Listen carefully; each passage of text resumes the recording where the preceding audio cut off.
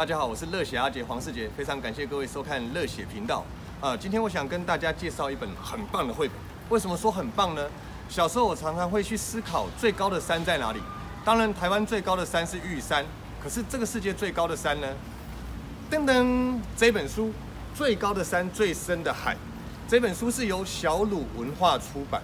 我想第一眼看到这本书的时候，它引起我很棒的好奇心。为什么？因为它的绘画风格是非常那种该怎么讲？小时候我最喜欢的那种探险家风格的那种绘画的方式。那它里面有很多自然的奇观，比如说最老的树有几岁，最大的动物是谁，然后呢，还有最冷的地方跟最热的地方。我们一起来看看这本书的内容。这本书呢，你可以看到目录是非常大的一棵树。那我想这是一个很棒的印象，因为森林最重要的单元就是树。那从最巨大的草食跟肉食性的动物恐龙来介绍，那还有现身的各种巨大的动物，大象啦、河马啦、最高长颈鹿啦，哇，海里面的好特别的哦。其实我超喜欢鲸鱼的，有机会一定要去看鲸鱼。最大、最粗、最老的树，还有我们的宇宙，有太阳系耶。再看看，你看哦，等一下翻到我最爱的，哇塞，最高耸的山峰，当然毋庸置疑，最高的是珠穆朗玛峰，喜马拉雅山系。哇塞，最深巨的海洋，我记得有我最爱的昆虫，昆虫跑哪去？不行，无论如何我要找到我的昆虫。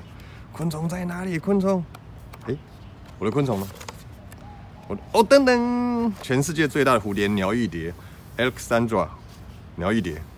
亚利山卓，然后全世界最大的甲虫，黄蛾，哇塞，大角金龟、田鳖，还有各种你看深巨的海洋，然后还有各种我们现身的，比如说有准金雕，速度最快的，猎豹是路上跑得最快的动物，然后海里面最快的爬行动物竟然是革龟，有这么厉害吗？